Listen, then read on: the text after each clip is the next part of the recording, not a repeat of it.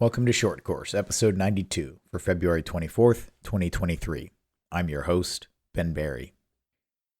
I took last week off, just life was busy and I'd put out 2 long episodes. And then obviously this week I am getting over a cold, so sorry for the funny audio quality, but I'll do my best to persevere through it.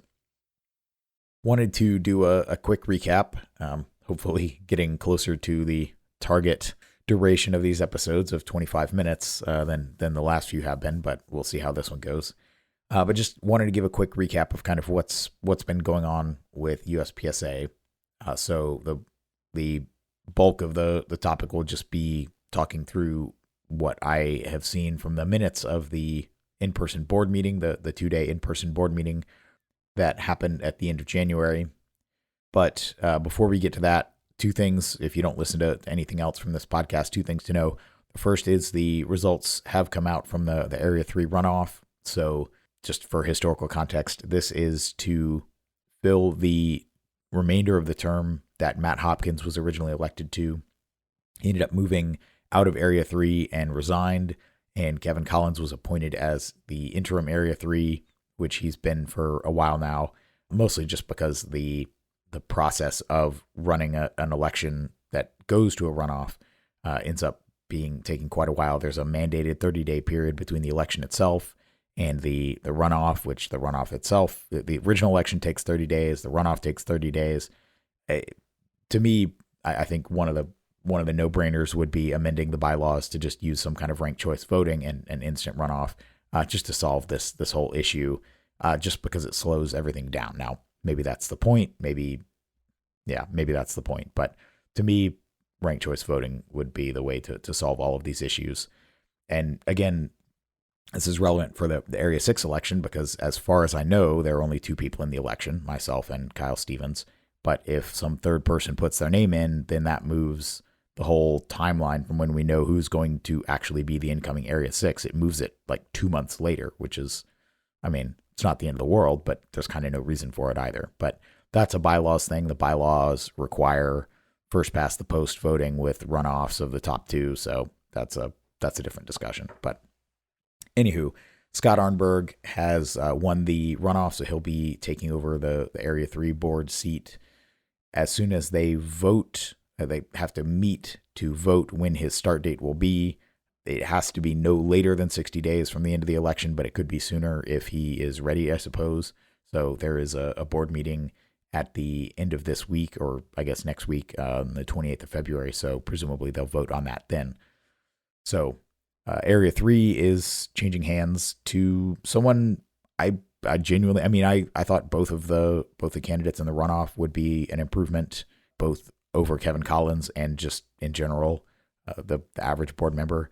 I think Matt Hopkins probably would have done a good job too, but this is where we're at. I think from what I have heard in the interviews that he did leading up to the election, I generally liked what Scott was saying, or at least where I disagreed with him, he seemed like a reasonable person who could have a discussion based on facts and logic, not just emotion and, I want what I want, that kind of thing. So hopefully he'll do well. And then the second thing to know off the top is the board at the in-person meeting did vote on rule changes.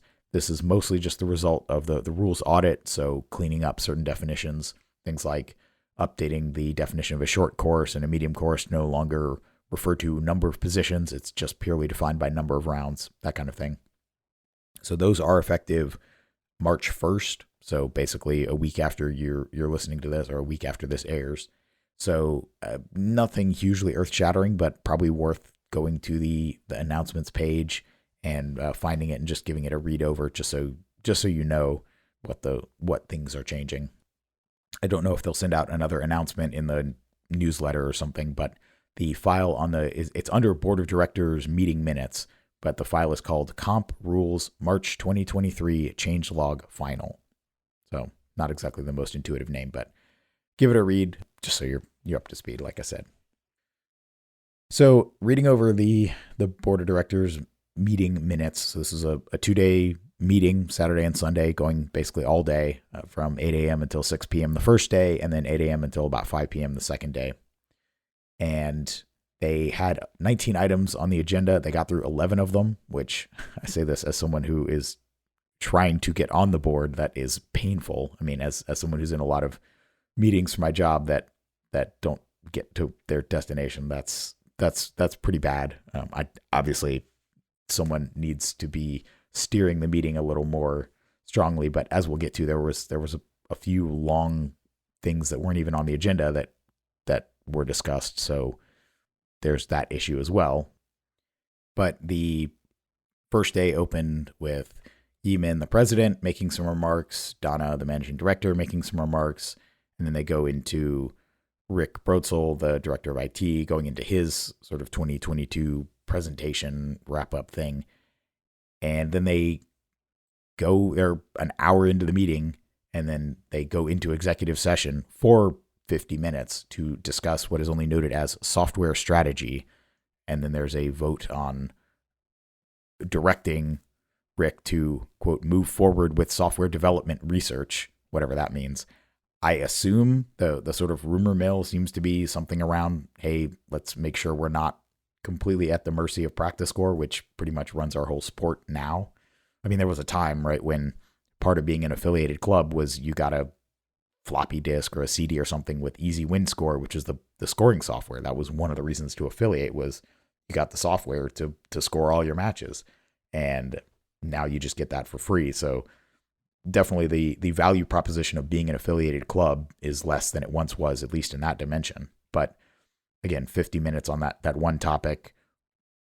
Okay, fair enough. I guess it's important. It's certainly something that I think is worth addressing. But from there, yeah, they go through director of IT, director of media and events, director of Steel Challenge, director of NROI. So it seems like the first day is just lots of these director reports, which, okay, I mean, it's good. Catch up, kind of do a year in review.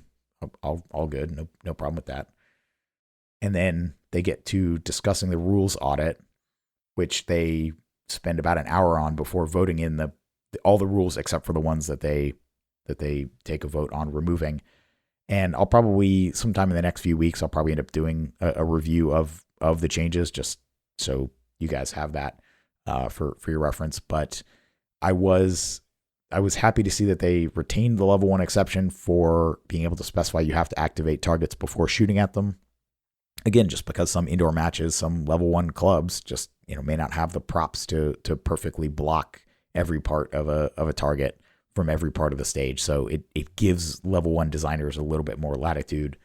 They did go ahead and remove the level 1 exception that allowed you to prohibit leaving the shooting area and coming back in, which I've never actually seen that used in USPSA. It's interesting that is how IPSC works. And in theory, people could have specified in the written stage briefing, they could have built stages where that was an element as well. I've never seen it done. The stage designer part of me is thinking, okay, I'm sure I could design an interesting stage that uses that. But at the end of the day, I don't know that it's a huge loss. I mean, I think it would be cool to be able to do that as a discretionary part of the stage, but that's not really a hill I'm interested in dying on. So it is what it is. They did also remove the proposed change to 1.1.5.4, which is currently the rule that says you can specify the last 6 shots of a stage have to be strong or weak-hand. They were going to revise it to say a whole stage, a whole short or medium course could be stipulated to be shot one-handed, either strong or weak, which is basically how IPSC handles one-handed shooting. And generally speaking, I think that's a good rule. I think having little 12-round short courses that test one-handed shooting, especially if it's a few positions, is more interesting than a lot of the draw, shoot 6, freestyle, reload, shoot 6 with one hand type shooting that's kind of become the norm in USPSA, mostly because that's what the classifiers do. But I actually emailed Frank Rizzi, Area 7 director, and just asked, hey, what was the idea with that? And it sounds like basically there were concerns about the fact that it was allowing, well, even a short course is up to 12 rounds, but even a medium course is now defined as up to 20. And if you've got a 20 round medium course, well, anybody shooting single stack or production is going to have to do a reload. And there was a stage at Nationals where people were having to do weekend reloads and either transfer the gun back and do the reload, transfer it to their strong hand and do the reload. And it was causing issues. And so they basically just took that rule change out of the audit and said they'll come back and look at it another time, which I actually think is fair. That is a fairly significant change to the rules. My understanding is the purpose of the rules audit was meant to be more cleaning up than actually fundamentally changing rules. And that this is definitely more of a fundamental change than a cleanup thing. So fair enough. I mean, I think it would be cool to see that in the sport at some point, but at the same time, yeah, I could see having even a 12 round stage where the whole thing has to be shot weekend would definitely flip some people out. And I don't yeah, that's a big change. So fair enough. And credit to Frank. I emailed him.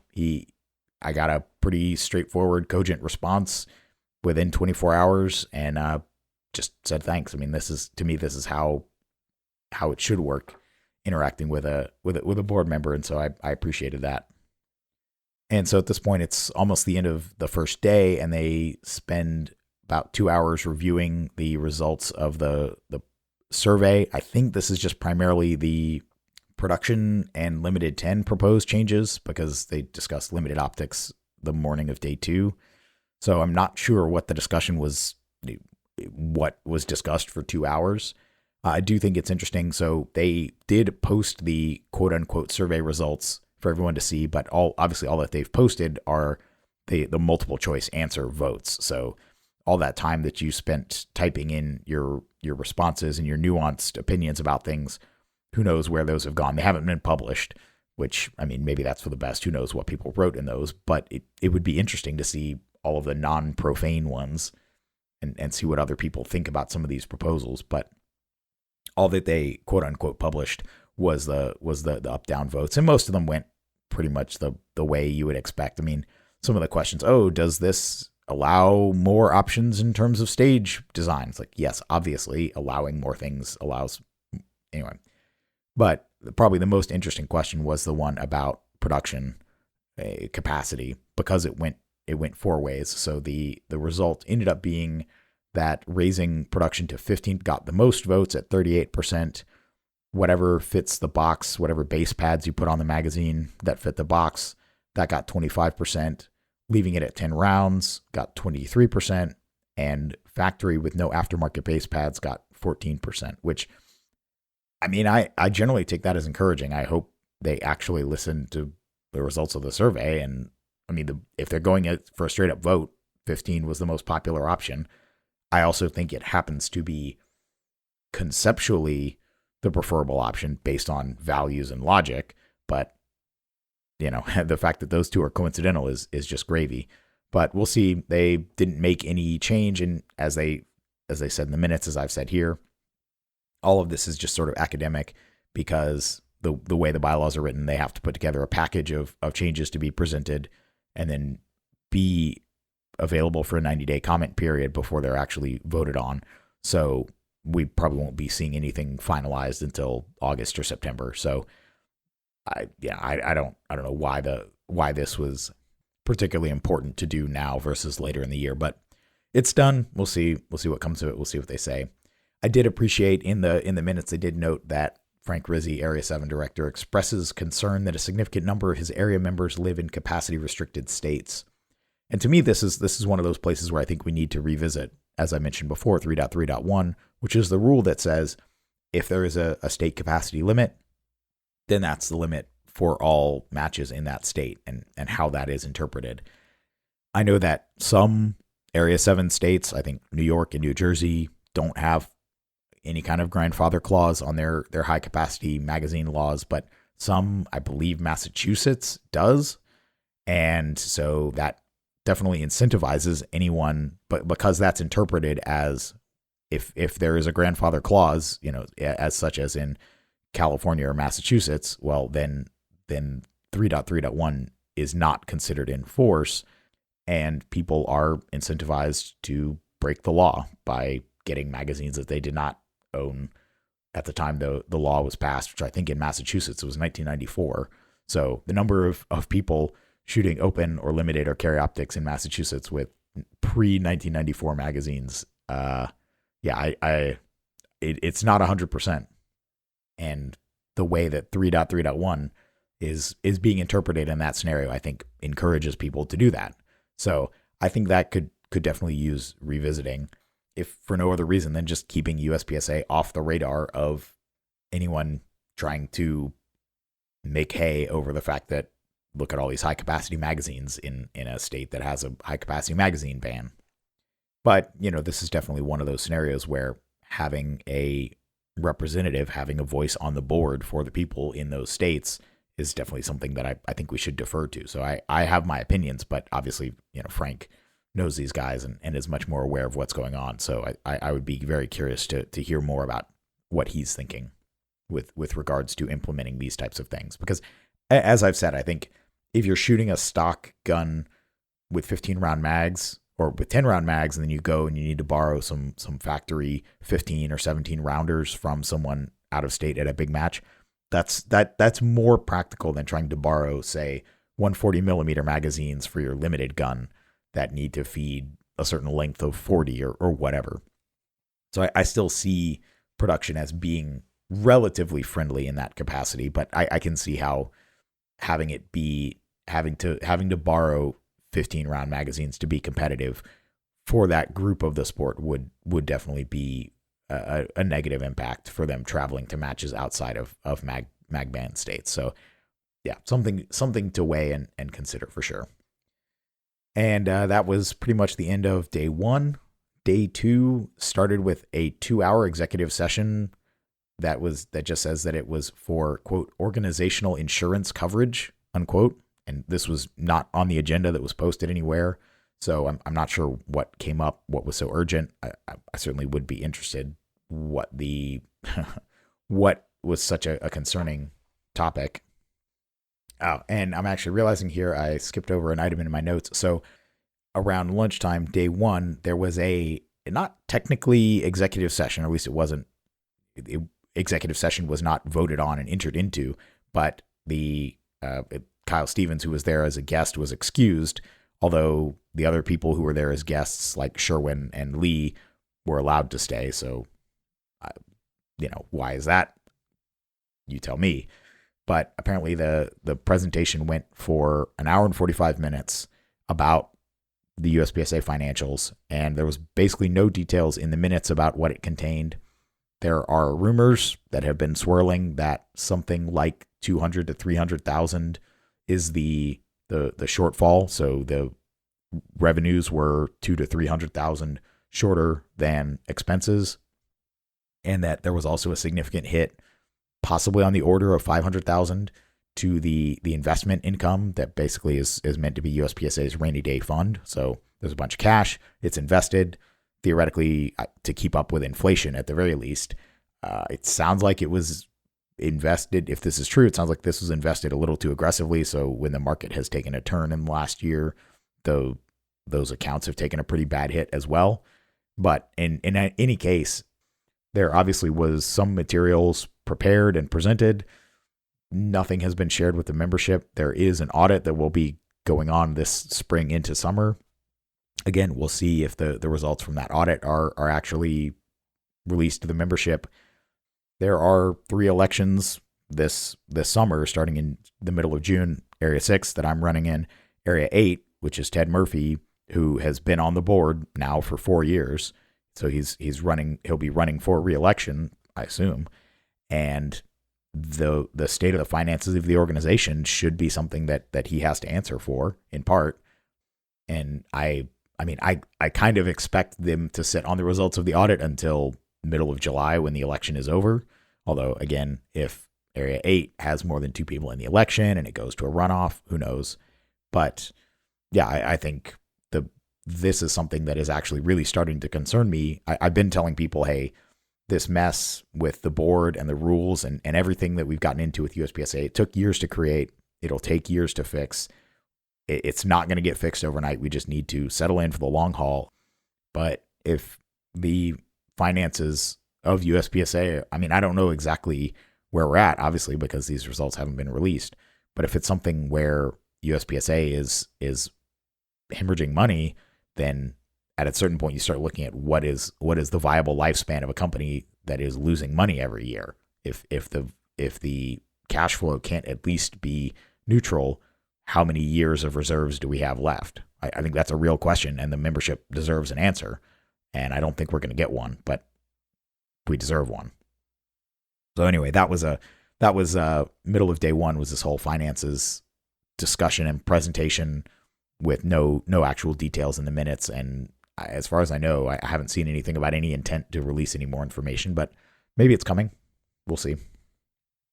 So yeah, morning of day two, after this 2-hour executive session for organizational insurance coverage, again, whatever that means, there was a discussion of the limited optics survey results. Basically no action at this time. Still, I guess, gathering more input and trying to figure out what the actual format of the division should it be. Should it be minor only? Should it be minor major? Should it allow frame mounted optics? All of these things that there were survey questions about that were not overwhelmingly committal. To some degree, this is where you have to come back to values. What is the purpose of this division? What role does it serve? Not just, hey, let's have a popularity contest and just see what gets the most votes. But that'll be ongoing. There's no particular time that a provisional division, no calendar for it. It just, once it's created, it exists for 12 months before being reviewed. So that 12 months could be June to June or something like that. So we'll see what comes out of that. And then as they the day two was running out of time, they sort of jumped around on the agenda. One thing that they did was committee assignments. So basically just making sure everybody voting on who was on what committees. I think it's pretty interesting. I think it's worth pulling the board minutes just to see who is on what committees. For example, Steel Challenge is the only committee with a significant number of non-board members on it. So basically every other committee is mostly board members. And to Kyle Stevens, who I'm running against in the Area 6 election, to his credit, he's actually been pushing for getting more subject matter experts, more regular members onto some of these committees, not just having the same 8, 9, 10 board members sort of playing musical chairs between all the committees, which if you look at it right now is mostly what it is. I did find it interesting. They didn't give any committee assignments for Area 3. I guess they don't know who he's going to be, so they don't know where to put his specialties. That's sort of the most charitable case I can make. And they gave Frank Rizzi, obviously incoming Area 7, he is on the audit committee, where hopefully he can do some good work and make sure the audit is done well and maybe even actually available to the membership. And then put him on the fee structure committee, which sounds kind of boring, but hopefully he can have some input on the fact that basically it sounds like USPSA is probably looking at just raising fees to get their way out of this revenue hole, which if you're doing a good job and you have a slight shortfall, okay, maybe raise your rates a little bit. But yeah, I don't think that's going to go over particularly well with a membership that's not particularly happy with the activity of the board as it is. So they did that. They discussed when the new Area 3 director will start, decided to wait until the election is done to actually pick a date, presumably because I guess they just want to wait to see which candidate wins, and then when that candidate can actually reasonably start. And so presumably they'll vote on his start date, like I said, at the meeting a week from now. And then they voted to reject a Steel Challenge proposal, which I could only infer from a Brian Enos forum post about it because the actual proposal on Steel Challenge's website is no longer available. But it sounded like there were actually some stages where they were looking at slightly increasing the peak stage time, basically because they were a little bit too hard. They were not seeing as many GM scores coming through as they expected, so they were going to add a little bit of time to it, which, okay, fair enough. But the measure was rejected, and then that was the last thing voted on. Although once again, I'm still a little fuzzy from getting over this cold, so I'm gonna have to go back a little bit. So right before the committee assignment discussion, there was a pretty interesting segment where Frank Rizzi, Area 7 director, made a series of 4 motions, one for each of Ben Steger, Derek Lewis, Brett Wally, and Joe Rutkowski, to rescind their either termination or suspension. And all 4 failed without a second, which, I mean, I can't say that's a big surprise, but I at least appreciate the fact that he went on record as saying this is something that there should at least be a discussion and vote about. So that's definitely a positive sign of change for the better. Can you imagine any of the sort of standard cast of characters that are the board members we know and love, any of them doing something like that? Obviously not. So keep an eye on Frank. Obviously, I think he's He's doing good stuff. I appreciate the fact that he stuck his neck out and is letting everybody know where he stands on these things. And hopefully we can get him some more help on the board here soon. Well, that wraps up this episode of Short Course. My email is ben@berryshooting.com. Talk to you next time.